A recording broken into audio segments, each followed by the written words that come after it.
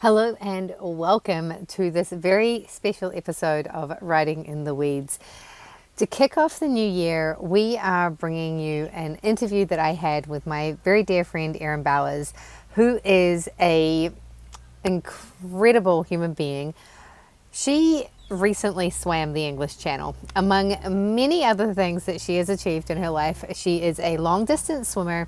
And I wanted to sit down with Aerin and really dig into how one spends that much time in your head in the ocean, where there's so many things that are going on. Obviously, there's a lot packed into this episode around all the things that we can get stuck in the weeds on, and how by achieving such big goals does that impact how we show up in the rest of our lives. This is an episode that you do not want to miss.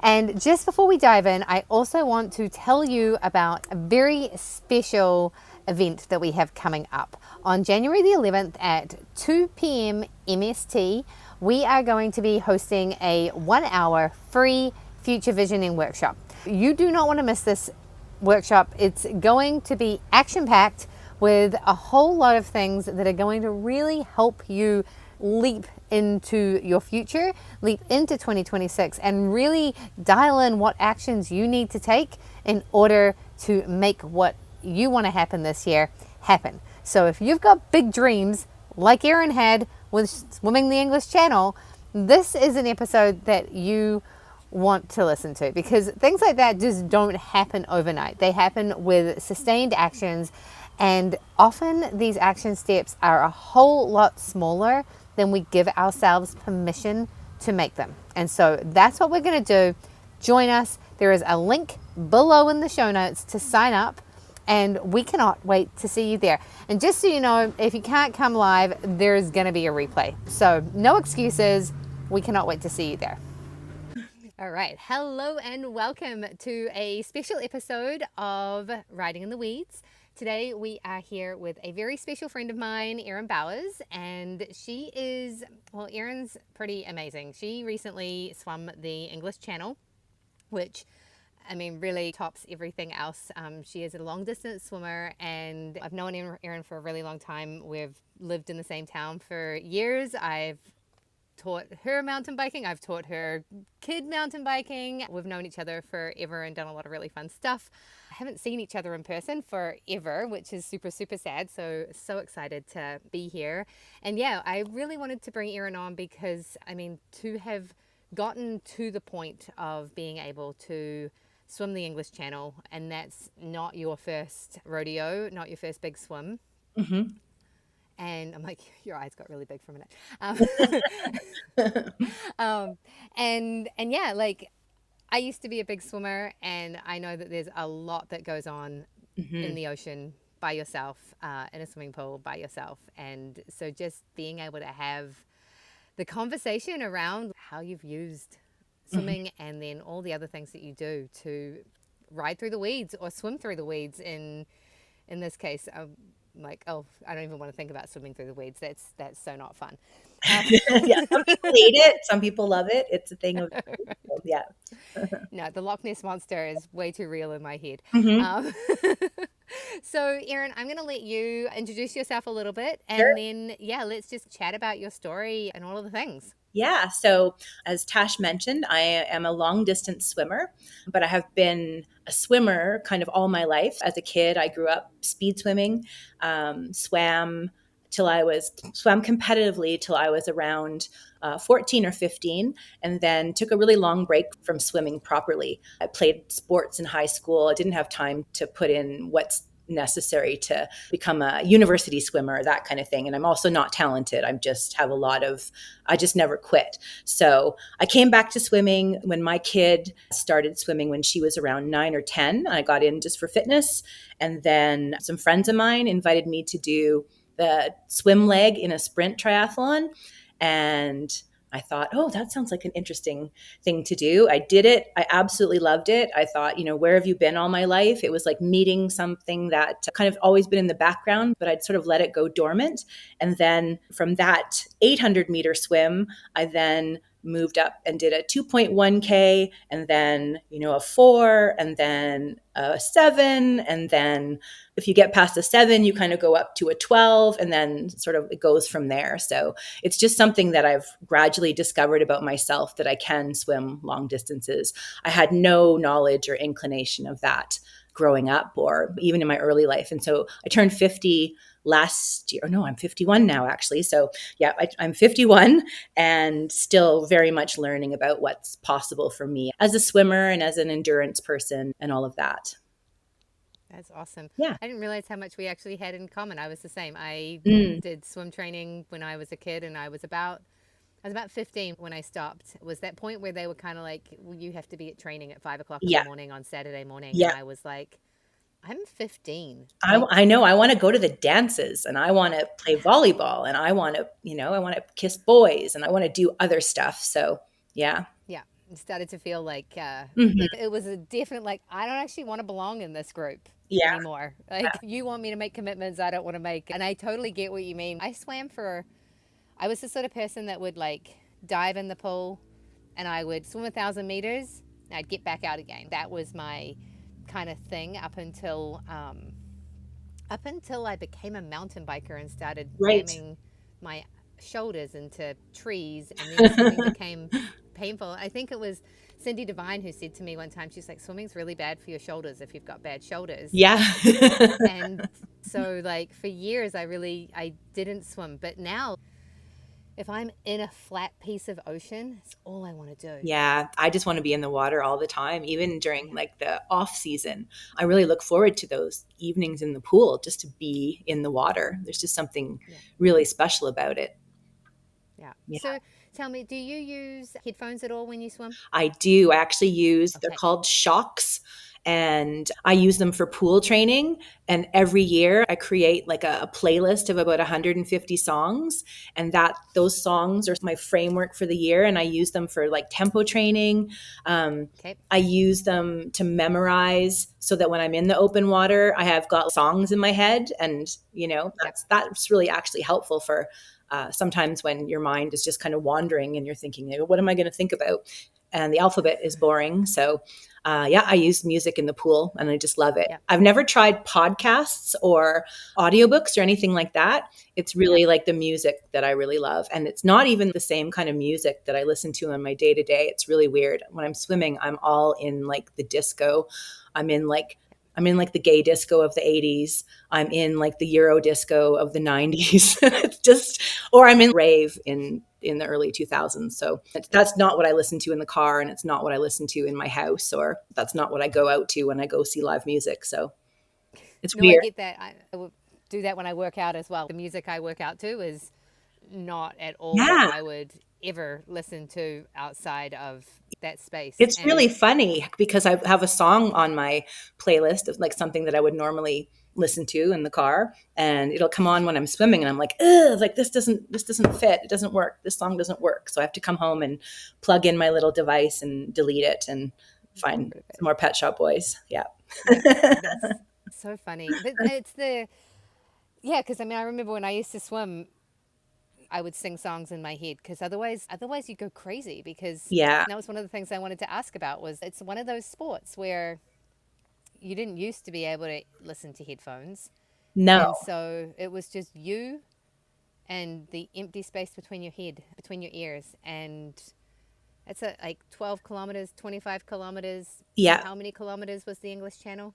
Well, in a straight line, it's about 34 kilometers, but every swimmer swims somewhere between like 40 and 60, depending on the tide. So my coach figured that I swam between like 50 and 55 kilometers, but Okay. you don't get to wear your watch to track that. So it's kind of an estimate. But yeah, it was 16 hours, 16 and a half hours. So that kind of tracks with my sort of the speed I swam the whole way. So yeah, it Yeah. was a long one. And I went through a lot of songs. Yeah.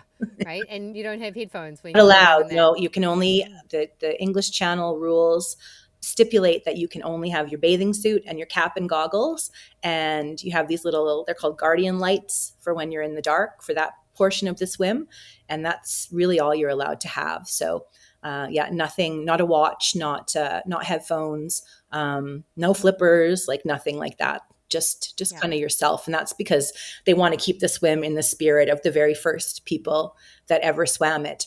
I mean, things have changed in the 150 years since the first swim. I think the first guy who did it, it was breaststroke, and he fed on sardines and brandy.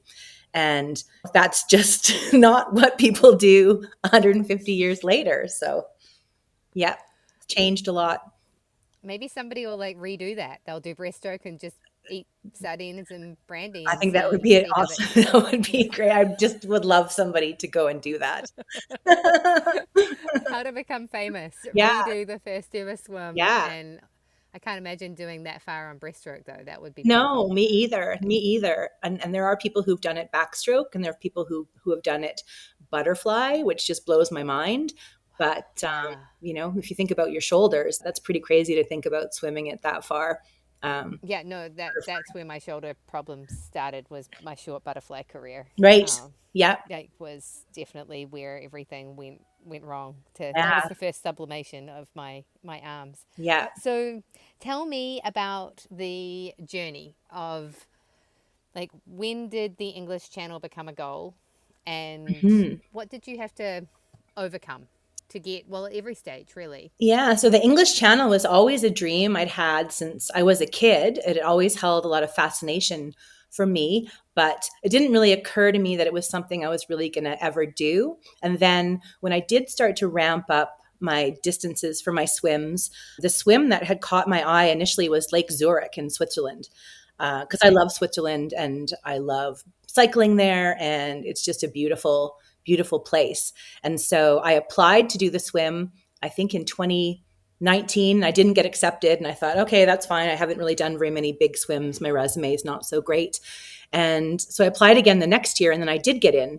And so I thought, okay, I need to enlist a coach at this point. So I connected with my coach in Kelowna, and he said to me, like, yeah, I'm happy to help train you, but why are you going to do this swim if you're not going to swim the English Channel? And I was like, oh, yeah, the English Channel. Maybe, yeah, maybe I could. And so he really encouraged me to use the Zurich swim as a launch pad, because the Zurich swim is like 26 to 28 kilometers. And so if you can swim that far, there's a pretty good chance that you would be able to make an attempt at something the length of the English Channel. So it's one of those threshold distances. Um, so at that point, I just really switched my training routine to include a lot more technique work so that your stroke can hold for a really, really long time and you can still be efficient. I started training a lot more. I started really focusing on my training and really focusing on what it takes to do something like that. And then I did get to do, after COVID kind of blocked me for 2 years, I did get to do the Zurich swim. And I had a bit of a crazy swim. I had to have 3 different boats because my boats all broke down, and it was stressful, but it all happened. And then after that, I had to wait 2 more years for my channel swim. So through that period, it's really just learning about yourself as an endurance athlete and really starting to think about yourself that way and really bringing that structure to your life. So I've always been active. I've always been somebody who's done lots of sports. I ski, I cycle, I play tennis. I do a lot of that stuff, but I'd never really thought of myself as being an athlete. And I had to change my mindset around that to think of myself like, yeah, I'm 5'3" and I'm pretty average at everything, but yeah, I'm an athlete. So I started to connect with other swimmers and learn about other swims. I read everything I could read about the English Channel and about other people's different attempts and different training strategies. And it really gave my life a really beautiful focus that I think I'd been missing for a really long time. I've Yeah. always been very focused on my work and on my career, and obviously being a parent as well. But at that time when those big opportunities came my way to do that swim, my kid was in university. So I did have the luxury of having a bit more time. I also work remotely, so that gives me the opportunity to swim when I'm traveling and a bit more of a flexible schedule. So, yeah, I've been lucky in a lot of ways, but the main thing was switching my mindset from being like, yeah, this is the fun thing I go and do in the summer, and I go to Kelowna and I go to Coeur d'Alene, or I did a swim in Stockholm, and I went to London to do a fun swim, to like, okay, now this is serious and you're an athlete. So now you need to think about your sleep, and you need to think about your nutrition, and you need to think about like the mindset or mental exercises that you need to do. And then you actually need to get out and do really long swims to see what happens to your body and what happens to your mind when you're in that situation. And what happened to my body and my mind in those situations is that I actually kept getting stronger. And I really thrived on doing that. So, I had some frustrating swims. I'm prone to throwing up when I'm swimming. So I had to overcome that piece of it, where I know that like 6 hours into the swim, I'm just going to have a big like barfarama. It's going to be gross. It's going to be entertaining for whoever is supporting me. But, I'm going to have to figure out a way to keep swimming after, putting everything back into the water that I've taken in for my Yeah. feeds and that. So, thinking about that, talking with people who have a much more scientific approach to nutrition was really important. And I learned a lot about that and how proper athletes use nutrition in training instead of just picking up whatever's shock blocks or protein bars and thinking like, oh yeah, that's going to get me across, knowing how my body actually responds to certain deficits and things. So, yeah, it's just been a journey of learning a lot, both about myself and what I'm capable of, but also about the sport. And it's just added, like I said, that really nice dimension of structure and discipline and reward to my life. So, yeah, So, that was a long answer. Sorry. no, that's okay. It's awesome. So, then my next question is, when you went from being a hobbyist, for lack of a better word, Yep. to being like, okay, I am an athlete, and aside from the nutrition piece and all of that stuff, what Mm-hmm. changed in the rest of your world? Like, did you find yourself approaching your work life differently? Did your relationships with people, your relationship with yourself, how did it influence different challenges in other areas of your life? Yeah, I think that kind of change in mindset changed a few things for me, because it was kind of a different way of believing in myself and kind of knowing that there was like something that had been laying dormant in me potentially this whole time, and maybe now is the time that you're ready for it. It changed the way that I talked about swimming with people, where I couldn't kind of shirk away when someone would ask me about swimming, and I couldn't sort of minimize it and just say, oh yeah, yeah, yeah, I just swim on the weekends. And I had to actually learn how to speak a little bit more confidently about my training and about my swimming. It changed the way, in terms of like my work, it just gave me something else as opposed to work, because I'm a worker bee and I really do like to work. And so I think my work has actually improved since this became a big thing for me, because I'm actually able to shut it off and think about swimming on the other side of it. And, it's Yeah. just part of that whole. I'm pretty success driven and ambitious. So I've always been like that professionally, but to apply like that idea in my work of resilience and grit and working hard to something other than just work was also really nice, because there wasn't any kind of cognitive dissonance around like, oh, I'm like this at work, but I'm not like this in my training. So it's made me a more consistent person, I think. Yeah. And, Yeah. even just being this age, going through everything from divorce and perimenopause and COVID and just all of that kind of stuff, for me, swimming has really been the lifeline. So I've really learned to trust, to like hang on to that lifeline, because it just keeps giving back to you, and it's not always easy, and sometimes it's shitty, and sometimes you have a really bad swim, and sometimes I have tendonitis in my elbow, and sometimes I can't turn my neck when I'm driving, which is kind of bad, but it is a lifeline that I kind of cling to. So it's Yeah. changed and shifted a lot for me. But there's like Yeah. I don't really believe in astrology so much, but every now and then I check my horoscope, and I use the CoStar app, and it actually came to me yesterday. The advice it gave me was, a smooth sea never made a skilled sailor.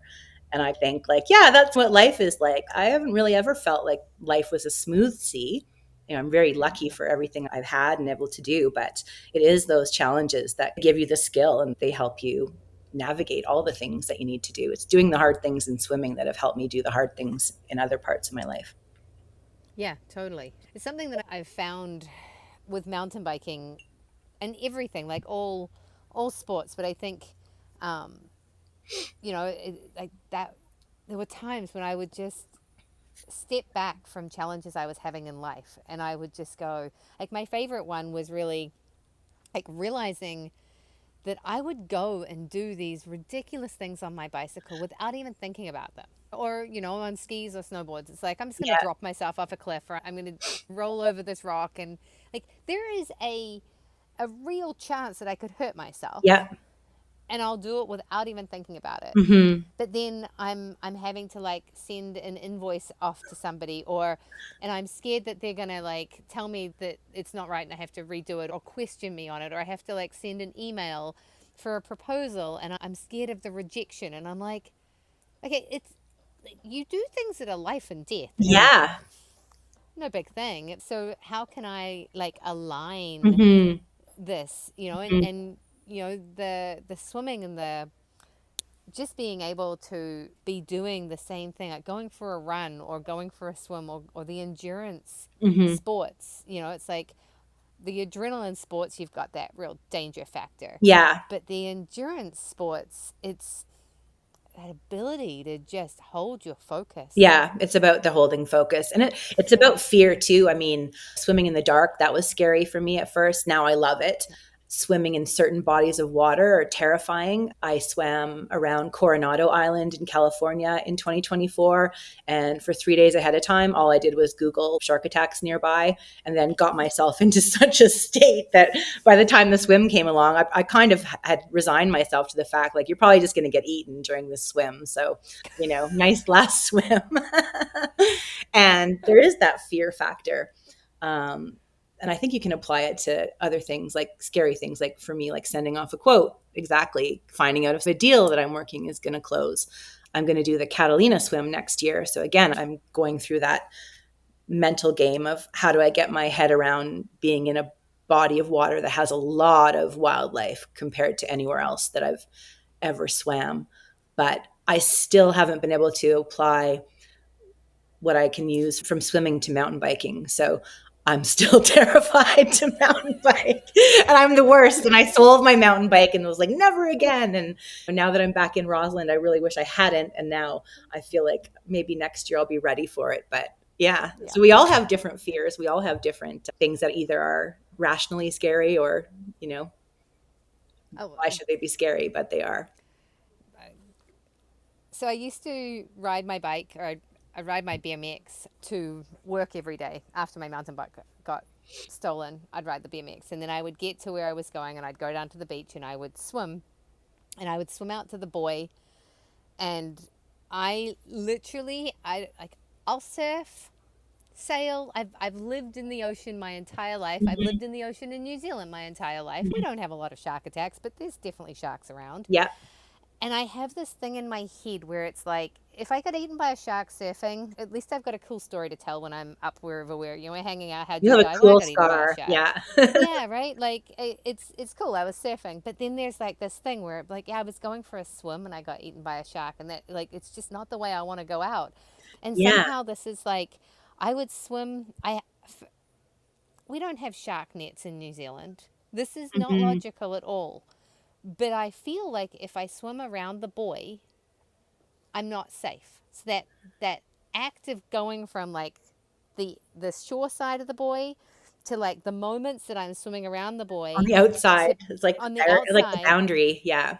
it's the same as like when there's a coral reef and you swim over the edge of the coral Like, reef and ooh, it drops away, and somehow like that terrifies me. yeah. But I would swim and I would almost touch the buoy, and then I would like turn around and just boot it, like sprint as fast as I possibly could back to shore. And then one day I swam around the buoy and I get back to work and I call Ian and I'm like, Ian, you'll never believe it. I swam around the buoy today. Like I did it. And he says to me, he's like, well, nah, it's going to be the last time. I'm like, what do you mean? He's like, well, the boys saw a baby white shark around, like literally just off the point, like right by Oh where I my was. goodness. Yeah. And he's like, no more swimming at the beach for you. So there But was you a did it lake. though. You got to do it. I got around the buoy, Yeah. but there was a lake on the other side, so it was like same distance. I could either go to the beach or I could go to the lake. So I'm like, fine, I'll swim at the lake. Yeah. And now it gets super random because I literally would dive off of the dock and I would swim, as far as I could until my brain could not handle the I'm going to get eaten by the Loch Ness monster. There is and it was the same thing. I would like swim, swim, swim, swim, and then when I just could not handle the anxiety anymore, I'd turn around and I would sprint as fast as like Yeah. you could ever imagine back to shore. Yeah. And it was it was just, excuse my dog. That's okay. Hey guys, quiet. Maybe mine We're will start recording. barking now too. I'll have a chorus. But like that was, and it's so funny because I can swim a certain distance and then I either get bored Yep. or, and I was swimming this summer and I was going to swim to this little island and back. And I got halfway there and I just finished a big kayak. And I Mm-hmm. was like, like by the time I get there and I'm coming back again, like I'm going to be tired. So whatever, I'll just turn around. And I get back to shore and one of the other people there is like, yeah, that was a really good swim. Like, Mm-hmm. starts asking me. They were really impressed by me, and all I can think of is like, oh, you haven't met my friends. They swim across lakes and stuff. That's like no big deal. Um, but then he starts telling me about the orcas that had swum by yesterday through this body of water Right that I through had where you like were. Yeah. right where I was, and I was like, well, I'm so glad I didn't know that before Yeah. that because Exactly. It's better not to know sometimes. yeah, and it's Yeah. such an interesting thing to be Mm-hmm. constantly managing those, Yeah. and like you talk about mountain biking, but mountain biking, like that's a known fear. Like there's a rock, it's Yeah. big, I could fall off my bike. Yeah. I can see all of that. Mm-hmm. And I can choose to go around I can it. go or get off my bike or, walk it or whatever. Yeah. Yeah, like you can remove yourself from a lot of the dangers of mountain Yeah. biking very quickly. Yeah. But swimming in the dark in the No, ocean, you like have really nowhere to go. that's It's a little bit different. It's you true. don't get to discount that fear, right? And for Yeah. a lot of people that do crazy stuff on mountain bikes would be like, there's no way I could ever do that. There's weird fears with swimming too. For me, when I swim in Okanagan Lake, I swim under the bridge, like in Kelowna, from main Kelowna Mm-hmm. to like west side Kelowna. And it's a really good place to swim because it's really choppy. And there's like Yeah. big, they're carp, I think, and they're big black fish, and they've got to be about like 2 feet long. And they're all just there feeding off whatever is gross in the bridge. But you also think like, I'm going to swim under this, but maybe what if a body like floats up? Like, what if like, I always think like, what are you going to do if a body floats up, or in other lakes or other bodies of water? Like, what if you run into something so disgusting? Like, Yeah. to be honest with you, I don't even like to talk about it because it could happen in lakes, and I just try to get out of my head. But if I ran into a snake, I would, that would Yeah. be the end of my swimming probably. Yeah. If I ran into a snake, and I've swam in lots of places, and then I'll see somebody post a video a day later of like, oh, look at this cute little water snake, and oh, did you know that rattlesnakes can swim? And I just think like, oh, that's the worst thing that I could ever imagine swimming. Yeah. The I, I worst, the I've absolute. swum over the top of a snake Oh in my god, Fiji before in a lagoon. I was terrified. I'm right with you. yeah, Not that's the one thing. snakes. Yep. It's Orcas, so sharks, whatever, stingrays, that's fine. But yeah, a snake, that would be snake. yeah, that'd be at the end of swimming for me. I'd have to find a new sport. It's so interesting. Okay, so then I want to ask you about. So it happened with your Zurich swim, and it happened again with your channel swim. Like you're ready to go. Yeah, You've done all the training. yeah, You've got your mindset. Like it's happening, and then it doesn't. yeah.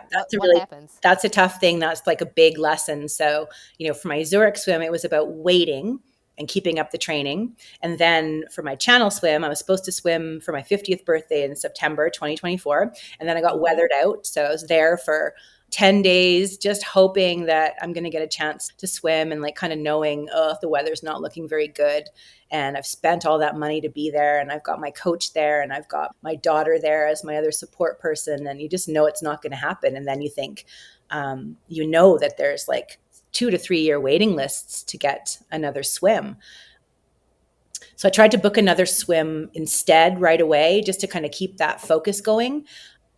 And I was really lucky to get a slot for the Catalina swim for the summer of 2025, like this past summer. And then I got really lucky because another swimmer wanted to swap 2026 for 2025. And so I reached out to her and we ended up making it happen. And so I had to kind of come back into that focus again. But yeah, it was devastating. I had raised a whole bunch of money for charity and I had a whole bunch of media interviews and things. There was interest from my hometown in Saskatoon and that.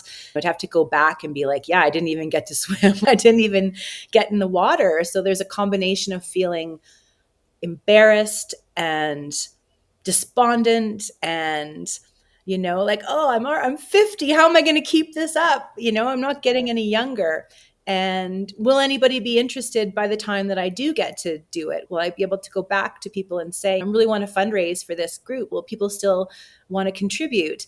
And just all of those thoughts. And then I found that people were amazingly gracious. All the things you think about, like people going, oh, she went all the way over there and didn't get to swim and blah, blah, blah. Nobody was like that. Everybody was very supportive and everybody was just like, yeah, keep going then. When's your next Yeah. date and that. So that was really nice to have that support from both my community, but then also people outside my community. So then when I did get that opportunity to swim again, it was really a gift to get to tell people that I Yeah. get to do it. And But yeah, the disappointment that you go through in yeah.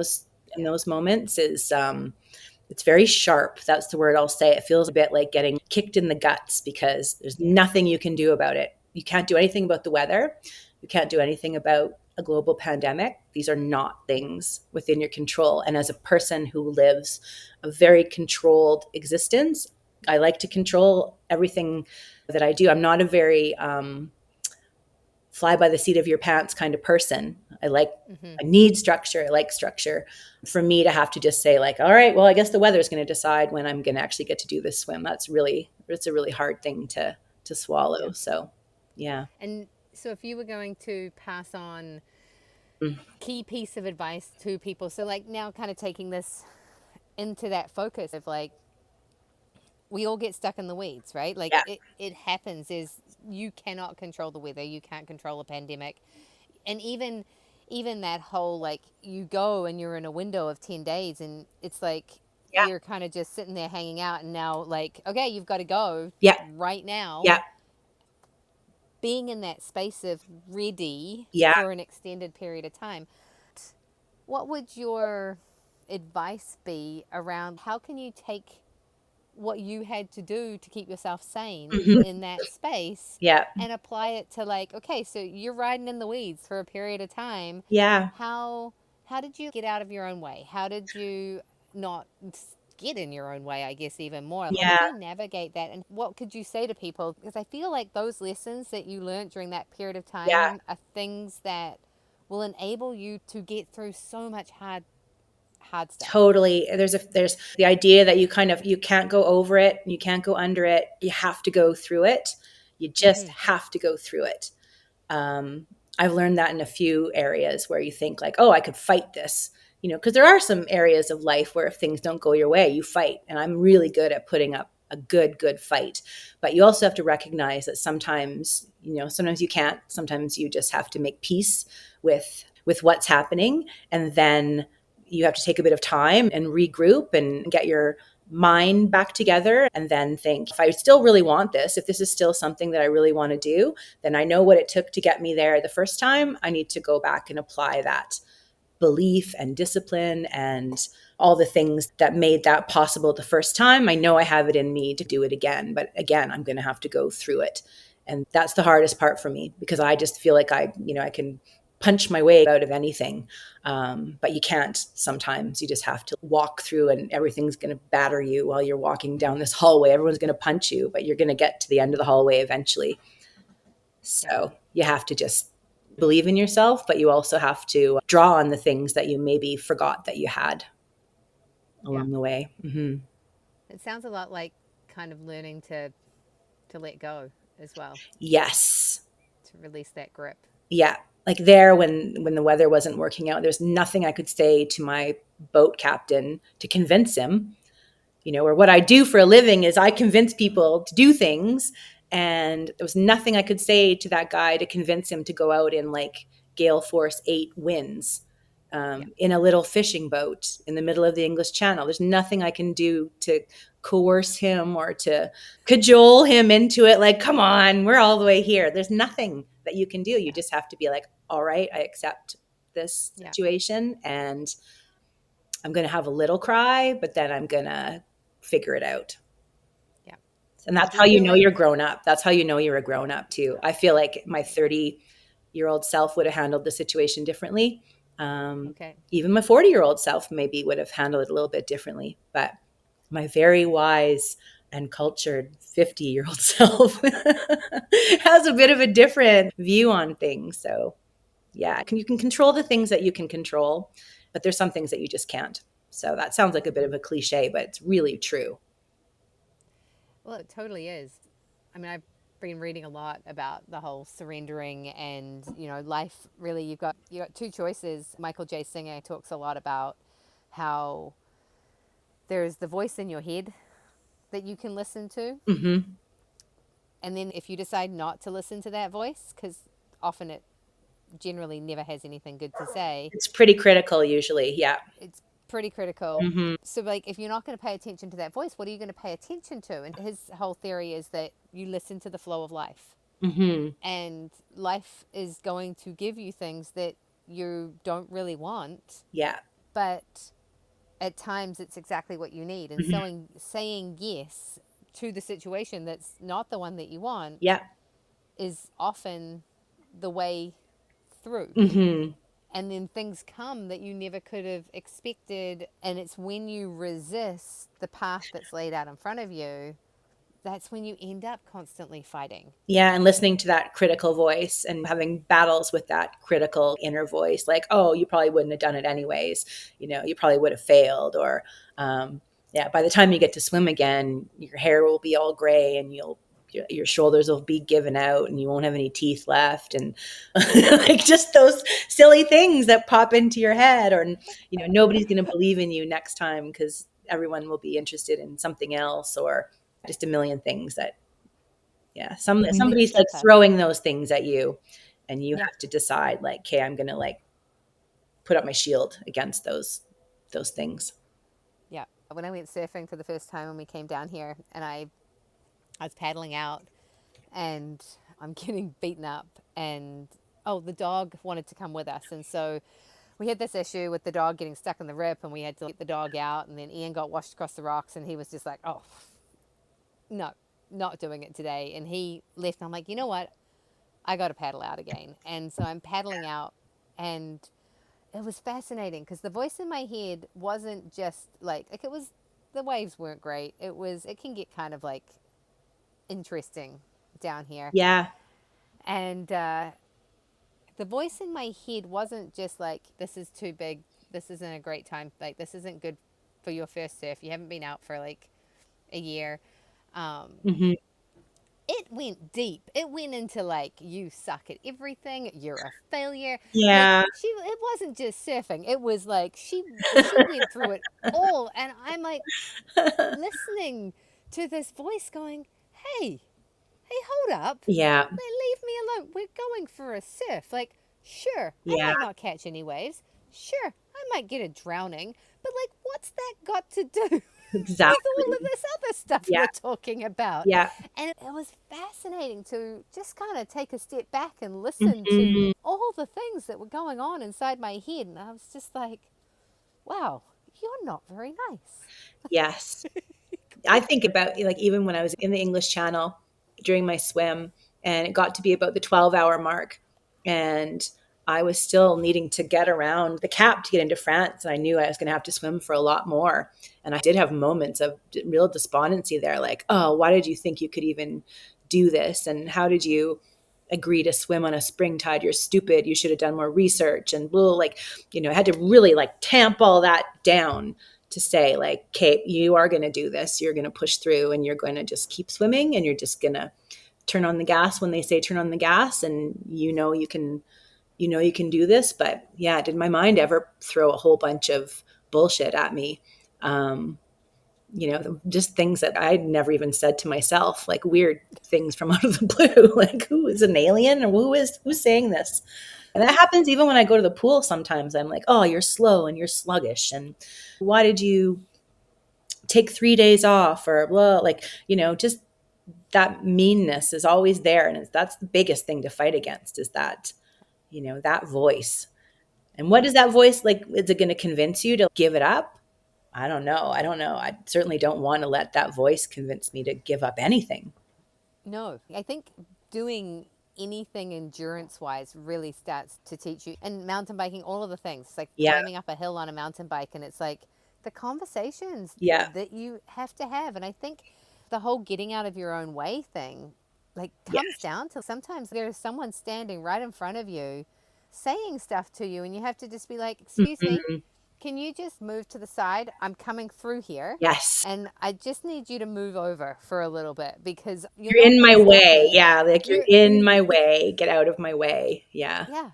And I think it's fascinating that if you can split yourself to be able to like stand back Hmm. and go, this isn't me. Hmm. I wouldn't say this to myself. Where is this coming from? And the more that we can put ourselves in situations where we're dragging that up, and this is the box I will die on, is like that the more you can do it physically, Hmm. the easier it is to do it when you're in a situation Hmm. in every other area of your life. You learn things 10 times faster at play than you do in other situations. And Yeah. I think when you overcome things, when you're physically overcoming them, Yeah. you learn them so much quicker. That lesson is just honed in because you know for a fact that that 12-hour you was full of shit. Yeah. That 12-hour me was like, just, I don't know, like something was permeating through that wasn't really supposed to get through. And it's happened when I've been on a bike tour, or happened in other places. And you're like, oh, how did you get in? Like, who let you in? You're not on the guest list. Like, your name's not down here on the list. You're not getting in. So, But maybe that's actually, it's like you finally, the guard is down enough mhm. that it comes through and you're able to It's like a hear test for it. you. Yeah. It's like a test. It's like, Yeah.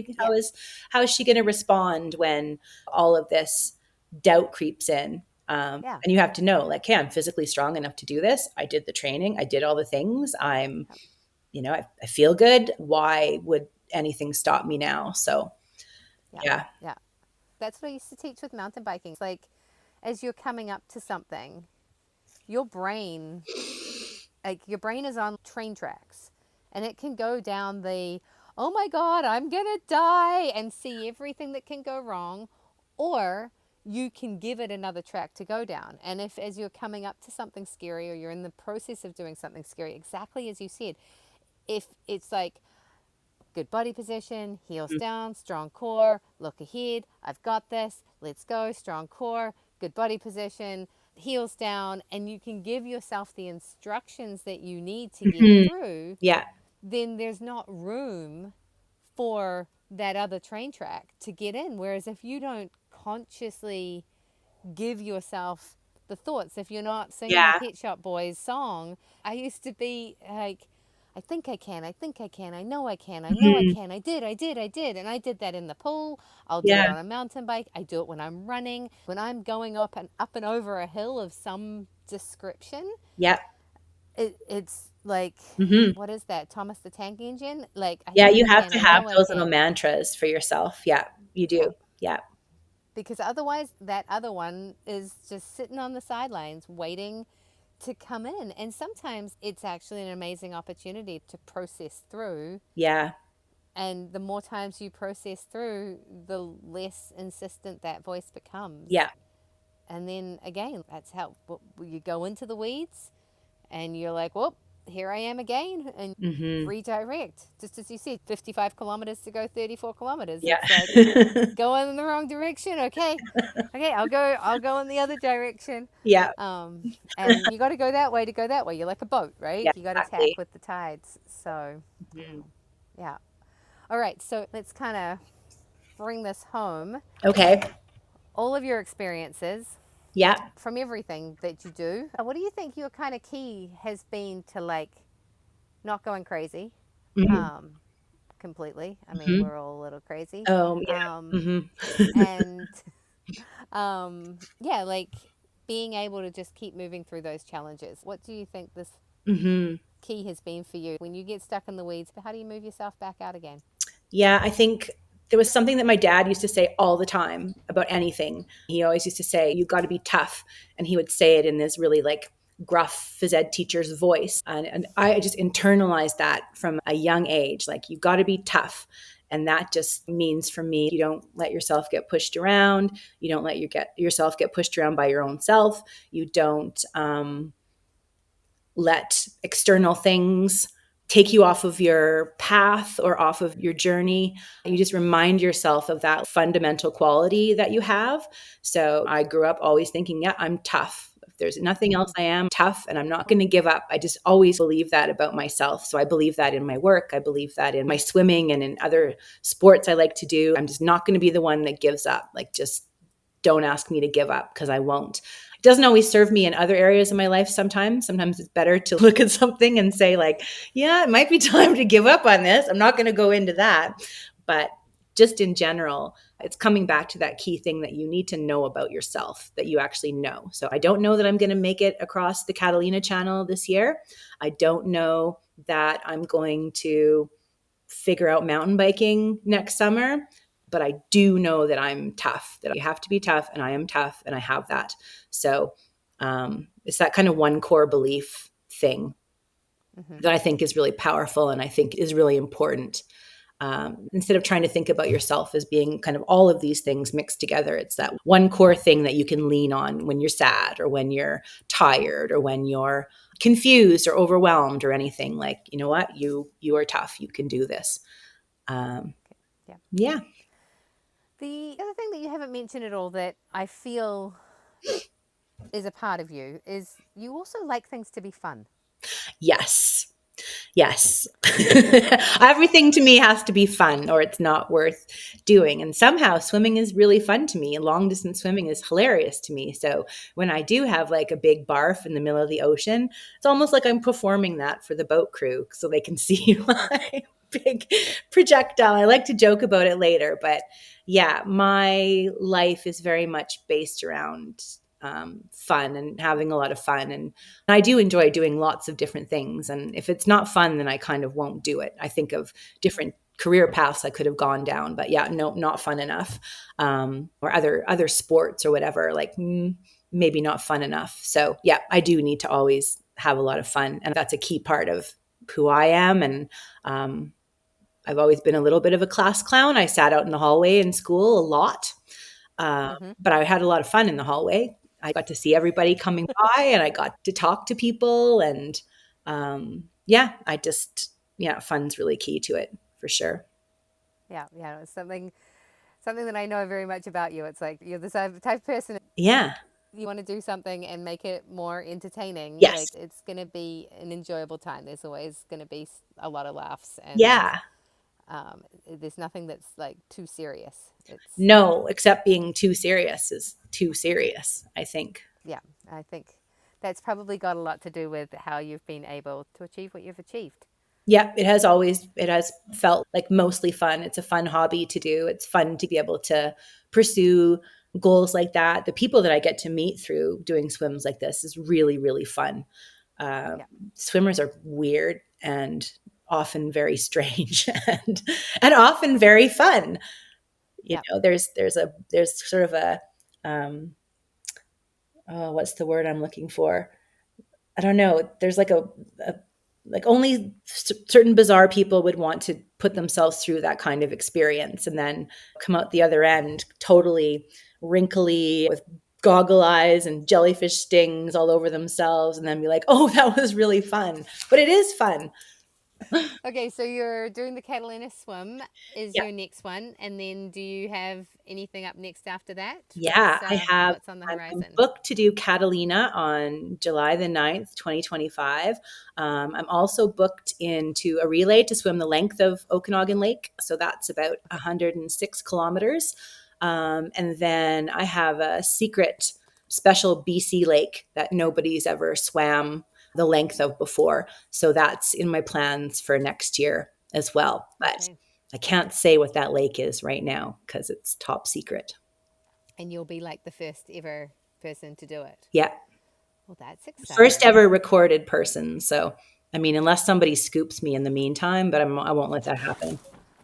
Well, that's super exciting. Mhm. That's going to be quite the achievement. Yeah, I'm looking forward to having a summer completely focused on swimming and getting some of these big swims out of the way and yeah, having fun while doing it. And yeah, I can't wait. Awesome. Well, thank you so much for Yeah, being here. thank you for having me. I love this conversation. This was an amazing conversation. Thank you so much for taking the time, and congratulations. Oh, thank you.